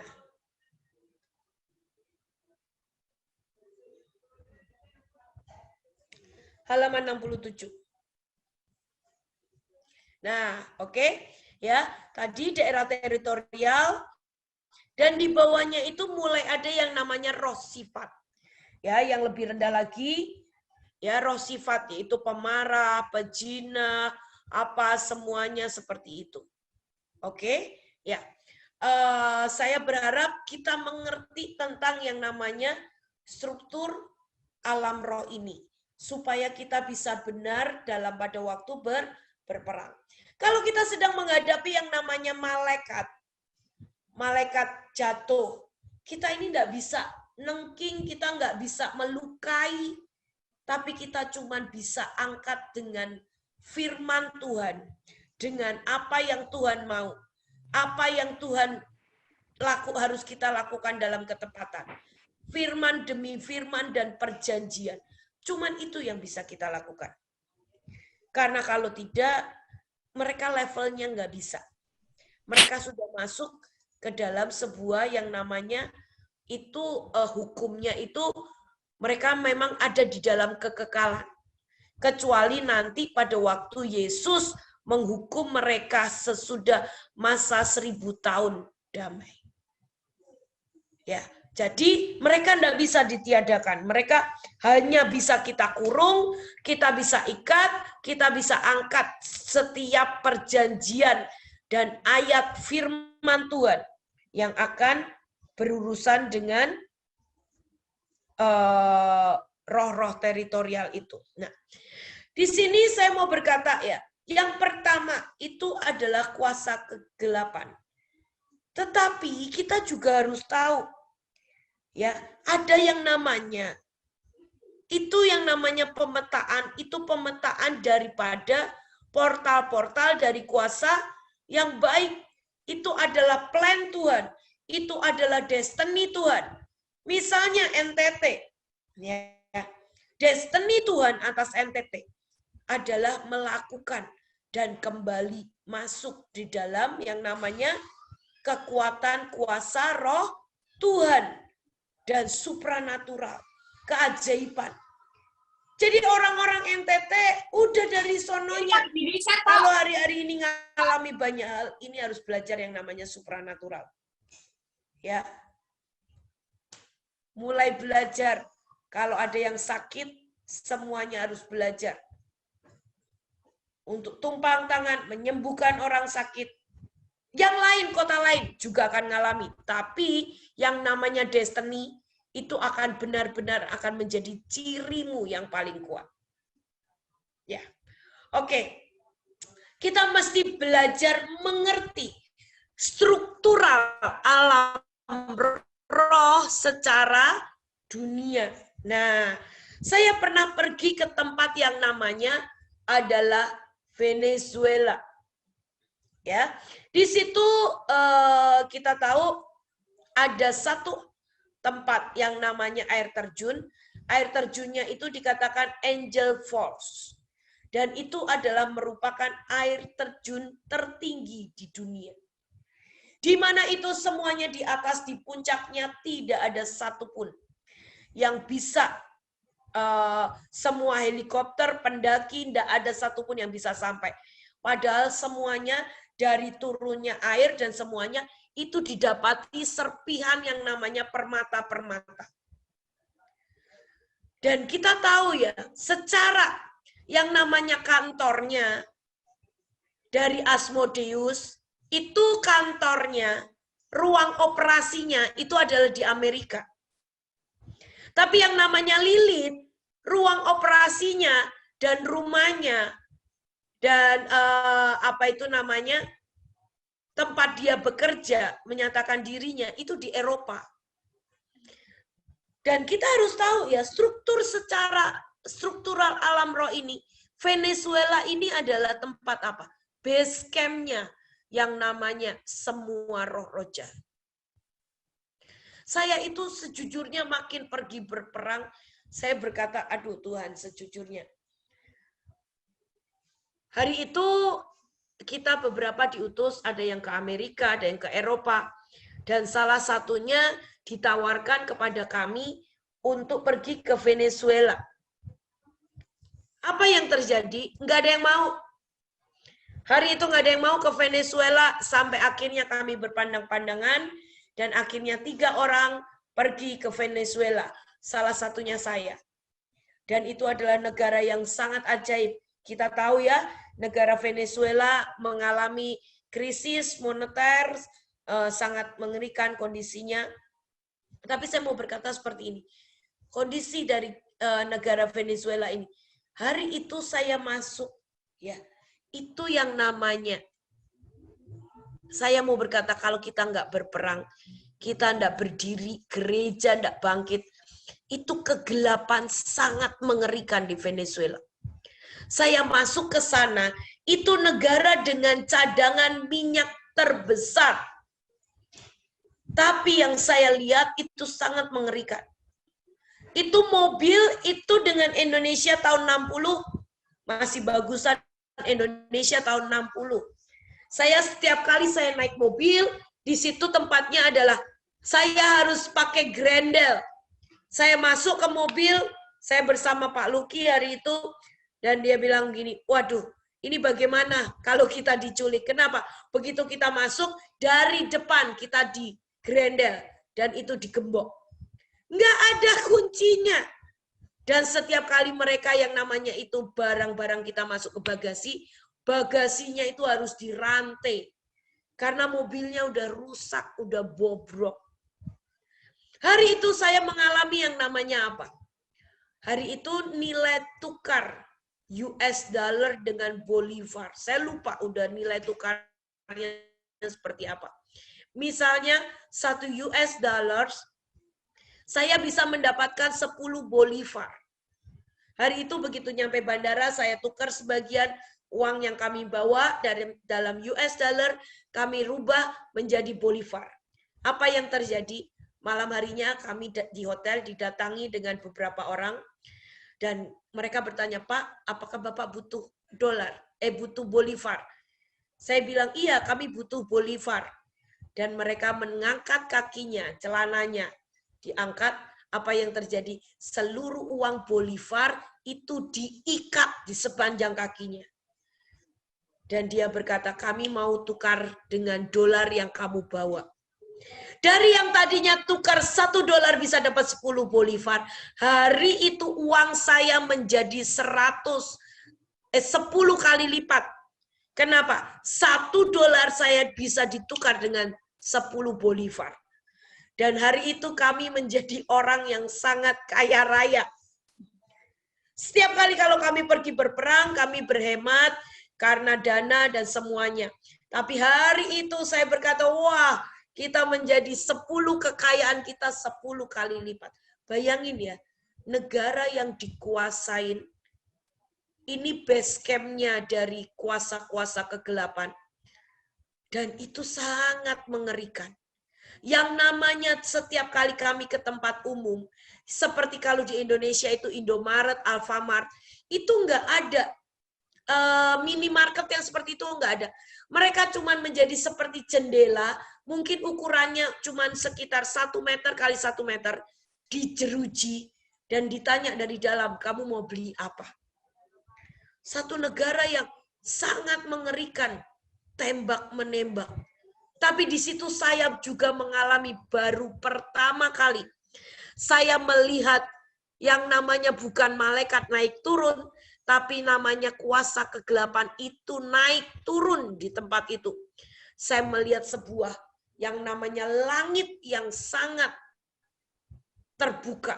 Langitnya itu lubang. Dan itu kuasa kegelapan itu dari satu bangsa. Jadi itu namanya juga base camp. Jadi kalau dia habis dari Amerika, dia balik base campnya lagi ke Venezuela. Dia habis dari Amerika, dia balik lagi base campnya di Eropa. Dari Afrika balik lagi ke base campnya di Venezuela. Seperti itu. Namanya juga base camp. Dan hari itu saya bisa melihat yang namanya kuasa kegelapan itu naik turun, naik turun, naik turun. Hari itu kami berjumpa dengan satu pendeta yang pada waktu kami mulai ajarkan tentang peperangan rohani, dia sangat antusias. Dia sangat menginginkan negaranya itu mengalami revival. Dan hari itu sampai begitu kami meninggalkan Venezuela, sampai hari ini sesungguhnya susah sekali untuk para pelancong, para orang-orang untuk bisa masuk ke Venezuela seperti itu. Tapi kami melihat ini, gembala ini, dia terus menginjil sampai hari ini. Setiap kali hari Sabtu, dia dengan anak-anak mudanya yang ada di sana, mereka itu menginjil ke taman dan semuanya. Dan kami mendapatkan kabar, saya lupa itu tahun berapa, mereka mengadakan baptisan besar-besaran dan itu di sungai yang ada di Venezuela. Seringkali untuk sesuatu ada yang perlu, ada orang-orang yang mau berdiri dan orang-orang yang membelah yang namanya kuasa kegelapan, membelah setiap tingkap-tingkap langit, membelah setiap strategi-strategi iblis. Tapi saya percaya pada waktu kita berjalan karena Tuhan, kita berjalan dengan tuntunan dari Roh Kudus. Sekali lagi, peperangan tidak pernah karena itu sebuah teori. Tapi peperangan itu bicara adalah pengenalanmu akan Tuhan. Ya. Peperangan itu sangat nyata. Dan hari-hari ini, mari kita mau selesaikan destiny kita. Kita mau selesaikan bagian daripada tugas kita, garis akhir, mencapai garis akhir. Dengan kita memerangi setiap kuasa-kuasa kegelapan. Ya. Oke, mari kita berdoa. Tuhan, hamba tahu ini sudah sangat malam. Ini sudah sangat, Tuhan, ada begitu banyak orang-orang yang sudah belajar, Tuhan. Hamba sangat terbatas untuk bisa mengajari mereka. Tapi hamba percaya seperti Roh-Mu yang mengajari, Roh-Mu yang menenun setiap senjata demi senjata, Roh-Mu yang mengajari tanganku untuk menggunakan senjata, Roh-Mu Tuhan yang mengajari aku untuk berperang. Hari ini Tuhan, bangkitkan pasukan demi pasukan dari setiap kota demi kota. Bangkitkan pasukan dari negara demi negara. Karena sesungguhnya kami sudah ada di masa yang paling akhir sebelum kedatangan-Mu. Dan kami mau menyelesaikan yang menjadi tugas kami. Yang menjadi finish strong kami. Yang menjadi destiny kami Tuhan. Mari Tuhan Roh Kudus, latih kami. Sampai kami bisa menyelesaikan semuanya dengan tuntas. Terima kasih Tuhan. Di dalam nama Tuhan Yesus, kami berdoa dan mengucap syukur. Amin. Bu Nita. Oke, boleh. Kalau ada yang mau tanya jawab, boleh. Tolong di chat ya. Silakan dari teman yang di grup chat. Monitor ya, admin. Ya, ini Bu ada yang bertanya. Ada pertanyaan dari Bu Eugene dari Amerika. Bertanya, Ibu Nita, boleh tahu bagaimana Ibu menjaga Jakarta dan NTT selama bertahun-tahun? Tipsnya Bu, kalau boleh di-share, karena hari-hari ini di US, di Amerika. Shalom Ibu Nita, boleh tahu bagaimana Ibu menjaga Jakarta dan NTT selama bertahun-tahun? Ya, memang salah satu ya yang itu memang pada waktu itu kami sempat dibagi per provinsi dan yang memang mengerjakan dari awal Jakarta sampai hari ini. Yang pertama saya cuma berkata, bicara tentang mandat itu nggak pernah bicara cuma sekali saja. Mandat itu kita tahu itu bicara hidup kita. Itu bicara tentang destiny kita. Saya ini belajar bagaimana saya bisa bertahan ya. Sejujurnya pada waktu saya memegang Jakarta, saya memegang NTT, saya itu nggak bisa mencintai. Kenapa? Karena Jakarta itu semua diukur dengan uang. Mereka selalu tanya, Bu, pertemuan berapa jam? Bu, ini kalau doling kita ini ngerjain berapa jam? Dan semua bicara tentang waktu, semua bicara tentang uang. Sampai saya ini mendapatkan sebuah penglihatan yang dari Tuhan. Bagaimana roh-roh yang namanya Asmodeus, Lilith, dan Mammon itu menyiksa orang-orang yang ada di Jakarta. Juga bahkan termasuk anak-anak Tuhan. Yang namanya Mammon itu ya, itu membuat benar-benar itu kepala diinjak. Itu namanya badan itu diinjak-injak. Kadang-kadang dicambuk dari belakang. Tapi orang-orang itu memegang kakinya. Bahkan sampai menjilat dan bahkan sampai begging. Mereka berkata, aku rela menyembahmu. Aku rela asal apapun saja engkau mau berikan kepadaku. Dan bahkan itu saya lihat, Mammon itu menyiksa, itu enggak cuman buat, kita pikirnya itu diserang kepada orang-orang kaya. Itu diserang kepada pejabat-pejabat. Enggak. Orang miskin yang enggak bisa makan, itu kerjaan Mammon. Dan ada begitu banyak orang sampai bunuh diri, membunuh saudara, hanya karena uang yang tidak seberapa jumlahnya. Dan itu di alam roh begitu saya melihat itu terjadi, Tuhan itu memberikan saya sebuah hati yang saya ini, Tuhan saya tidak bisa lihat orang-orang diperlakukan seperti itu. Dan bahkan saya itu melihat diri saya sendiri. Saya ini lahir bukan dari keluarga Kristen. Saya lahir dari orang yang nenek moyang saya itu penyembah berhala. Nenek moyang saya itu penjudi. Ya. Dan hari itu pada waktu saya lahir baru, saya melihat bahwa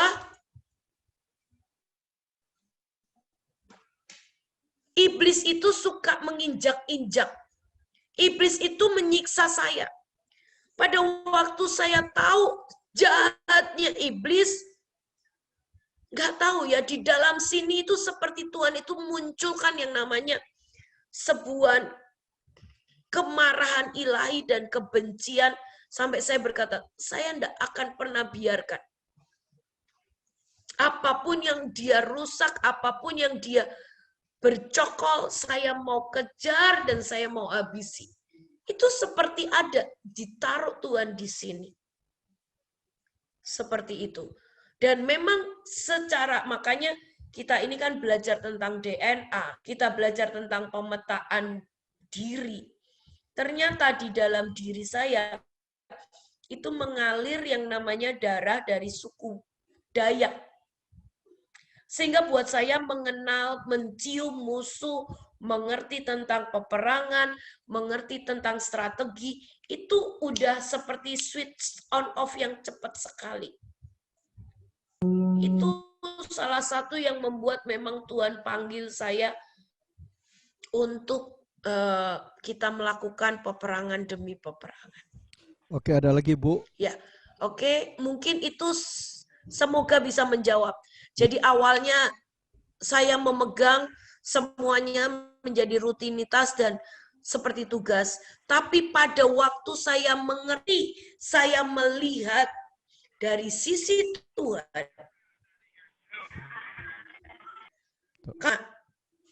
kembalikan destiny kota itu, provinsi itu, bahwa destiny-nya itu adalah yang membuka gerbang keajaiban, mujizat atas Indonesia.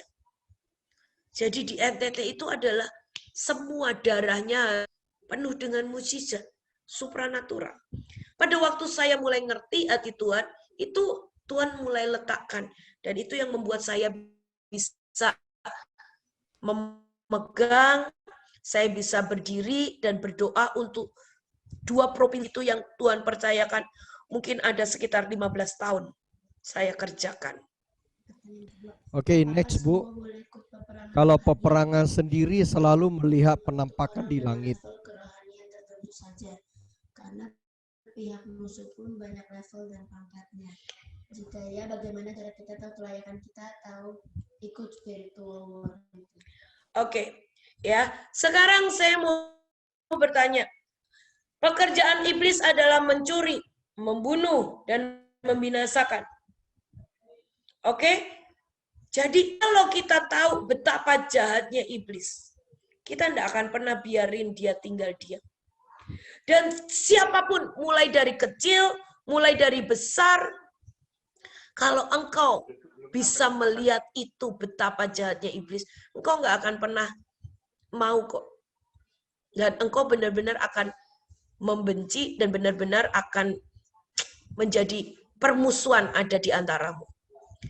Jadi sekalipun itu rohaninya masih baru, ya buat saya, seperti apalagi dari tadi awal saya selalu berkata, ini dengan kondisi di akhir zaman, dengan semua musuh yang kita hadapi, dengan musuh yang melipat kali gandakan kekuatannya, sedangkan anak-anak Tuhan sangat terlambat melipat kali gandakan kekuatannya.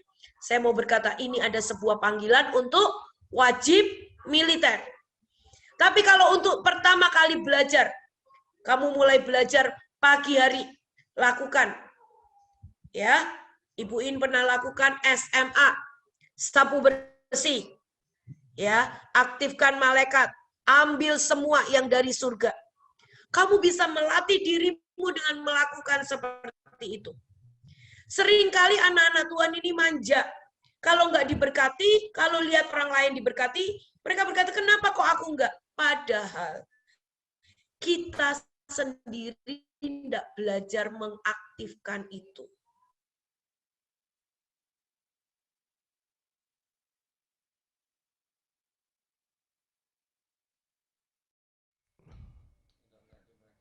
Ya, ini karena internet lagi macet, kita sabar sebentar.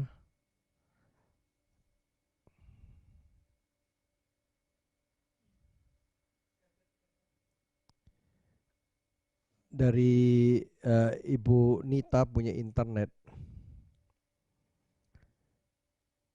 Ya, kita tahu bahwa di NTT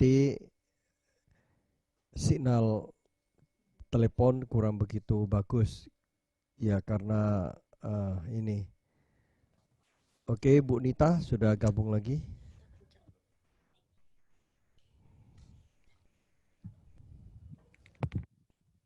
Oke, masuk Ya, lagi, Bu Nita. jadi ayo mulai belajar. Dan mulai kalau untuk yang pemula mulai belajar. Yang pertama kamu harus lakukan mengintai. Intai kalau engkau mau berperang untuk bisnismu. Intai apa yang menjadi penghalang dari bisnismu. Tempat-tempat yang menyedot yang namanya kekayaan, menyedot berkat. Ya. Itu yang namanya setiap kali ada tempat sembayangan, ada tepekong, itu menyedot berkat. Seringkali saya itu pernah lihat pada waktu saya mau mendarat di Kupang. Itu sekitar 2 tahun yang lalu. Saya melihat itu ada banyak bingkisan. Itu benar-benar pada waktu itu sejajar dengan pesawat saya. Dan saya sampai kaget, Tuhan kenapa ada begitu banyak kado-kado di surga? Kado-kado yang gantung-gantung di langit. Dan Tuhan bilang gini, ambil nak. Kenapa? Karena tidak banyak. Di Kupang yang dikasih Tuhan setiap hari itu diambil. Dan ngerti cara ngambilnya. Nah, seringkali kita pun tidak pernah ngambil itu sama Tuhan. Tapi kita marah pada waktu kita tidak diberkati. Oke? Di paling atas ada lagi, Bu. Oke.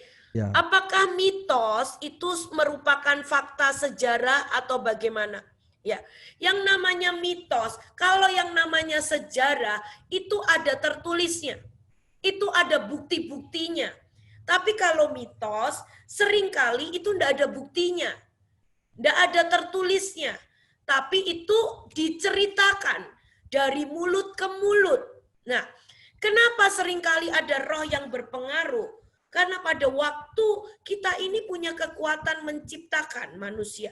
Pada waktu diceritakan dari mulut ke mulut, dari satu generasi ke generasi, maka itu seperti menciptakan sebuah atmosfer tersendiri. Nah, itulah bedanya antara sejarah dan mitos. Oke. Apakah Ya. semua boleh ikut peperangan rohani? Wah, ini banyak banget ini Pak Wesley pertanyaannya. Soalnya menarik, Bu. Semua ini tergantung Ibu masih berikan waktu berapa menit atau berapa pertanyaan lagi. Keluarin suara gimana, Min? Atau saya yang bacakan, Ibu? Itu udah harusnya udah keluar. Yes.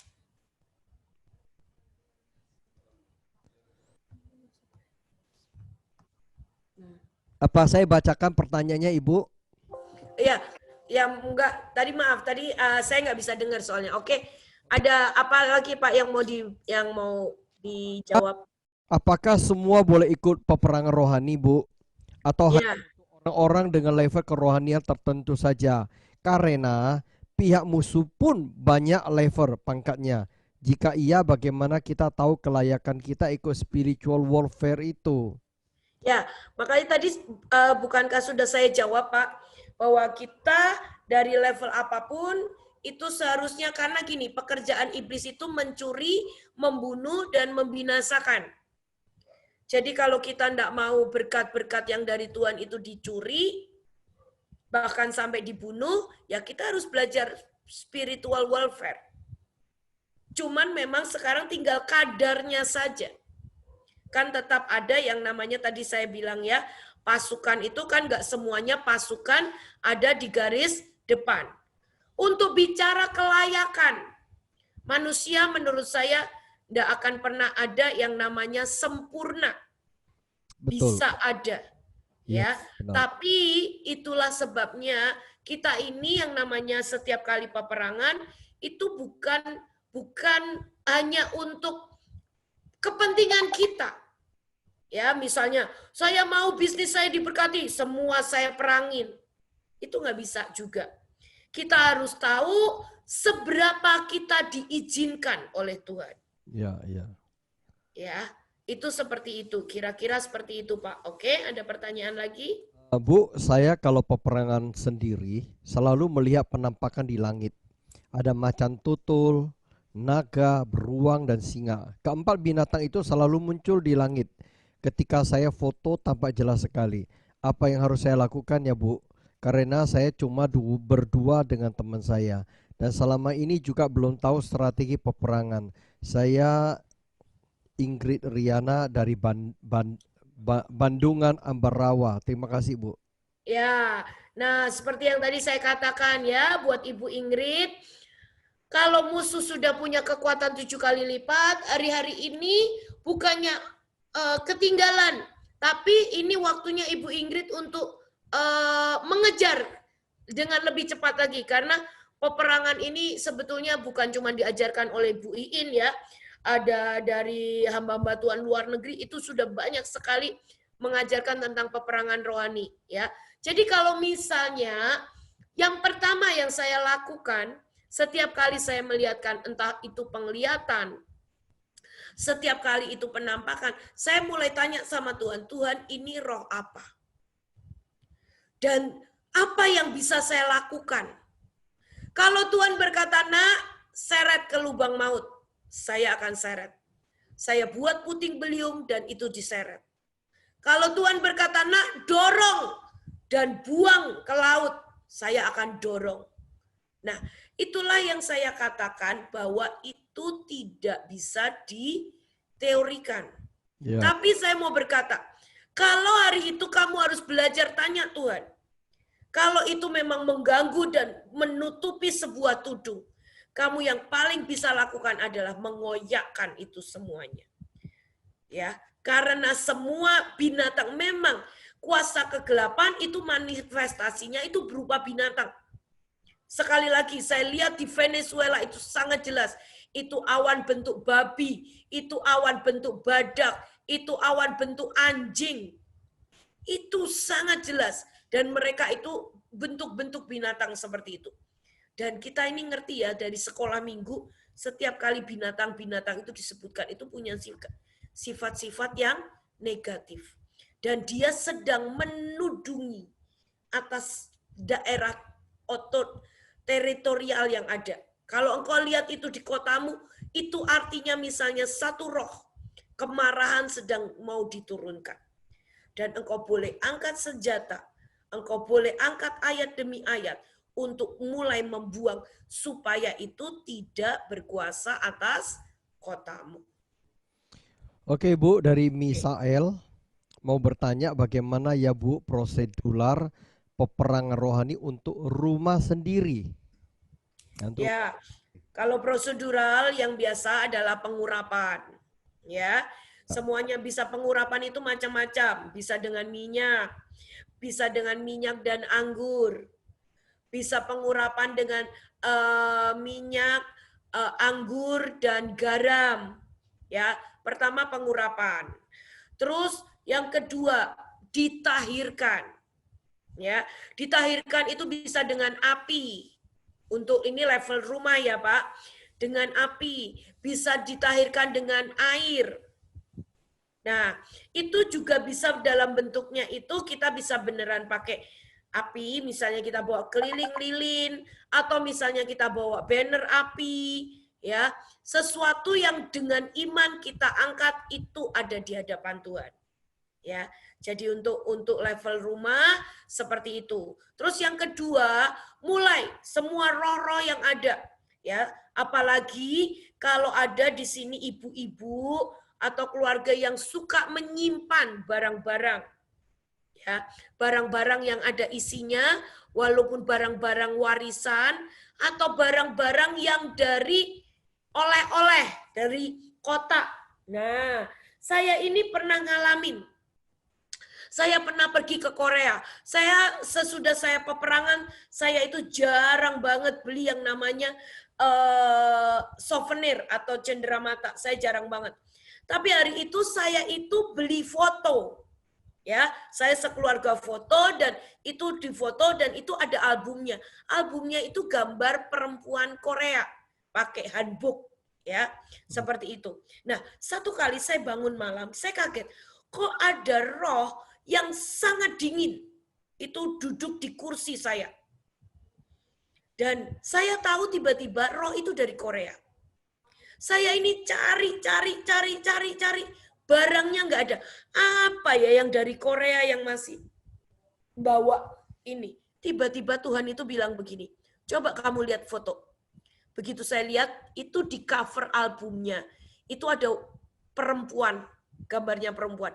Dan pada waktu saya ambil, itu yang aneh sejujurnya, itu pada waktu itu saya lihat, itu dari matanya itu keluar sinar. Dan saya tahu itu ada isinya. Coba, bisa masuk hanya dalam hal yang seperti itu.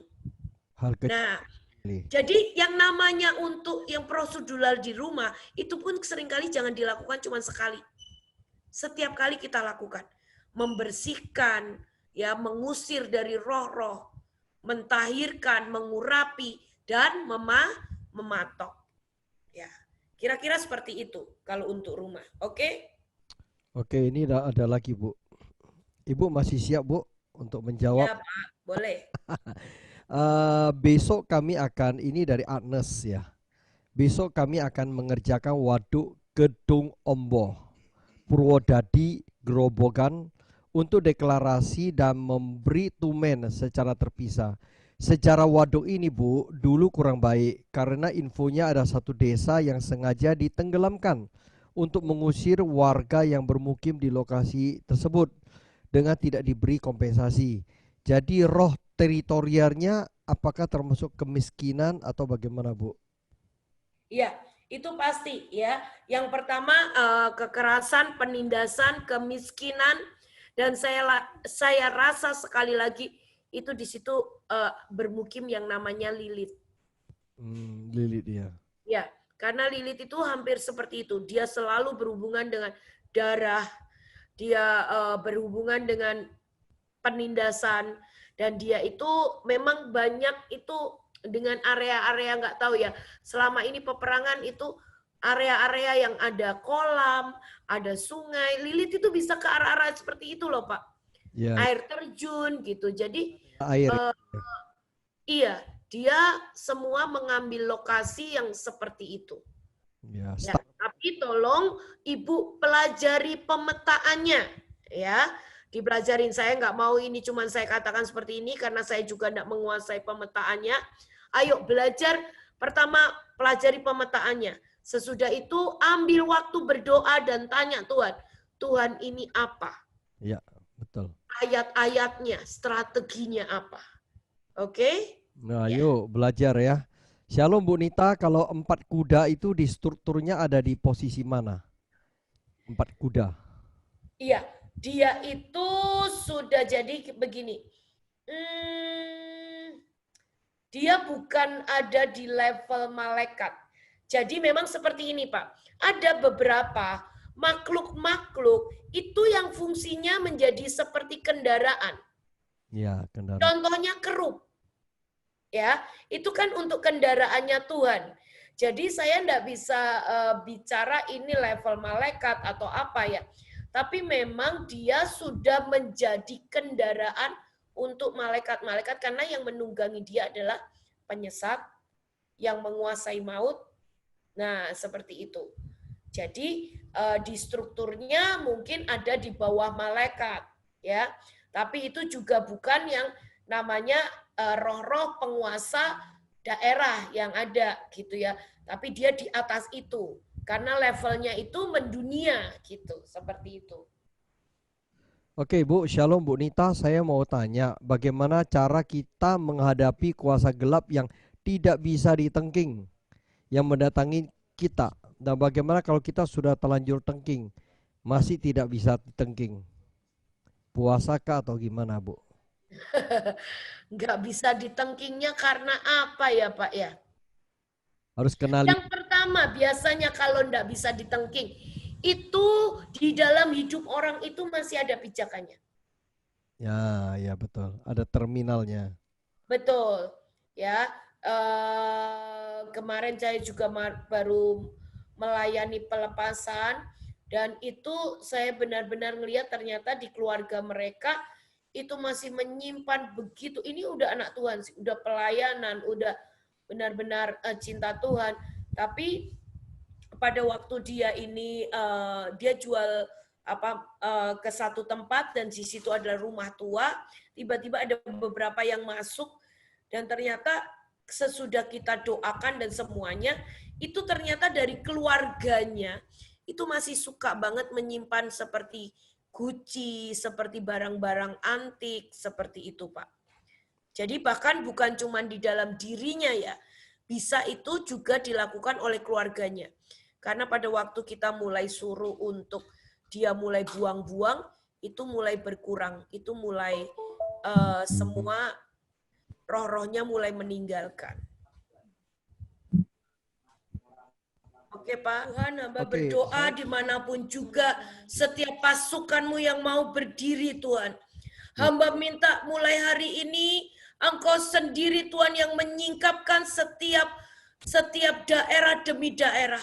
Amin. Tuhan seperti Engkau mengajarkan Tuhan. Mari hamba di dalam nama Tuhan Yesus. Engkau turunkan Tuhan.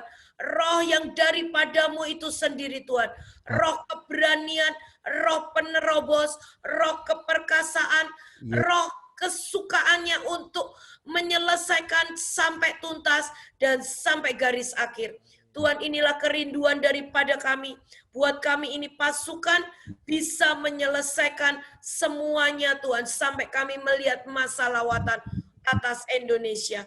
Terima kasih Tuhan, dimanapun juga pasukanmu, hamba mau perkatakan biar blessing yang sempurna, biar perlindungan yang sempurna, dan tidak ada satupun kuasa kegelapan yang bisa menyentuh mereka. Dan tapi mereka akan mulai bangkit dan menjadi kuat, dan berlipat kali ganda kekuatan mereka. Karena ini waktunya untuk kami terbang makin tinggi dan makin kuat. Tuhan. Terima kasih Tuhan buat malam hari ini. Dalam nama Tuhan Yesus. Amin.